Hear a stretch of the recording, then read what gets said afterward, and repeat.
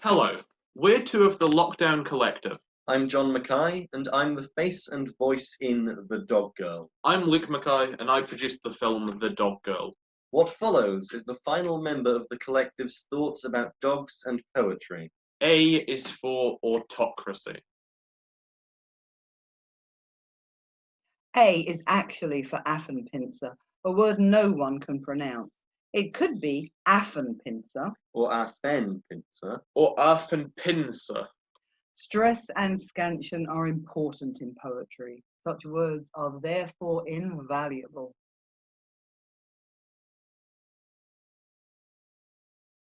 B is for Basenji, the favourite breed of composer, artist, and poet John Cage. In fact, his most famous work was originally titled The Basenji's Burke. What follows is an extract from that work.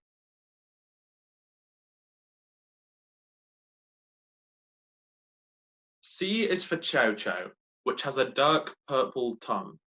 The Roman poet Horace is the source of the term purple to refer to overly ornate language. Your opening shows great promise, and yet flashy purple patches. This was not the place for them. Like the Chow, try and keep the purple behind your lips. D is for Dachshund. The Dachshund's name means badger hound. It was originally bred for badger hunting and was quality at the job. Like the Dachshund's legs, a short poem can be just right. Indeed, a joy.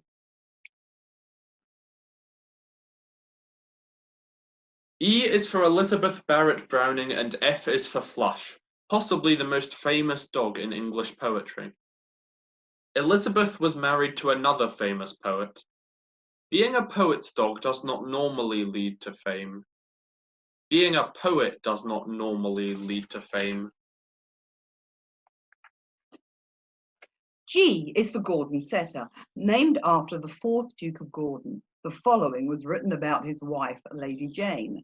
The Duchess triumphs in a manly mien, loud is her accent and her phrase obscene. It is a little-known fact that the Duchess had a stellar career as a slam poet before her marriage in 1767. H is for hair. Dog hair.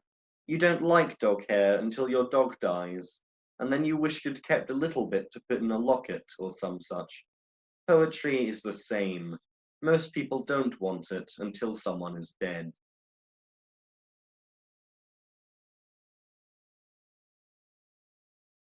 I is for I and Irish Terrier. The I of a poem is a persona and not necessarily the poet. My Irish Terrier is like an unbroken horse. This is a simile. My Irish Terrier is wild wolf. This is a metaphor. I house a red devil. This is an image. This is not a poem. The Japanese chin, little lapdog reminder, soot on feathered snow. That is a haiku, a short poetic form ideal for small dogs. Here is another. This most cat-like dog washes face with deft forepaws and favours high perch. K is for casement, about which I have nothing intelligent to say.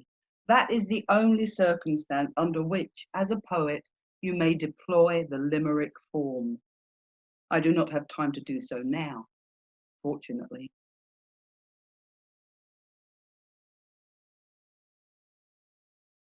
L is for Labrador, a breed much favoured by guide dog associations throughout the world.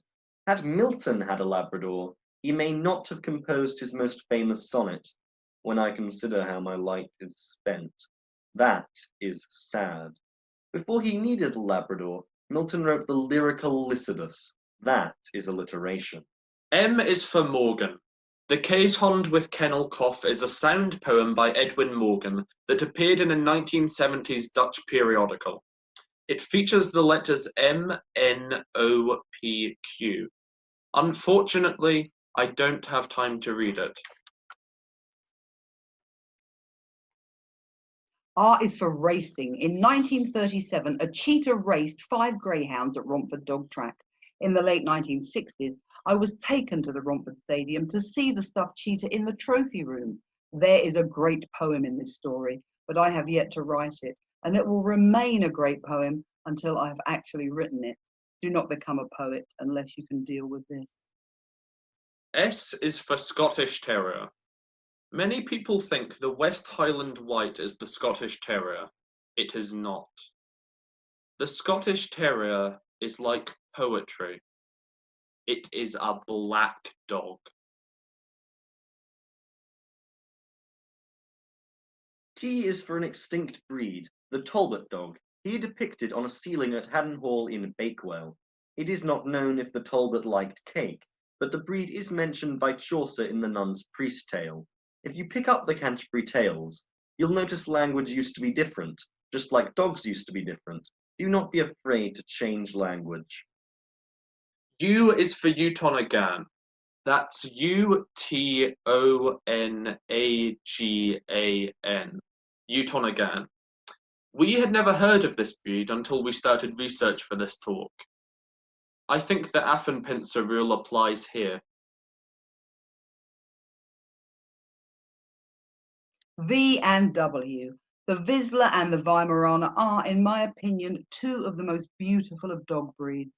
The Paper Nautilus by Marianne Moore is, in my opinion, one of the most beautiful poems ever written.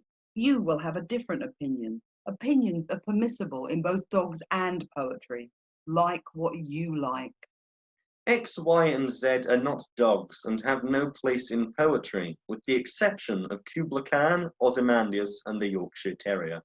Be particularly cautious of Y, as it can lead to both excessive adjectivity and adverbiality. See Chow.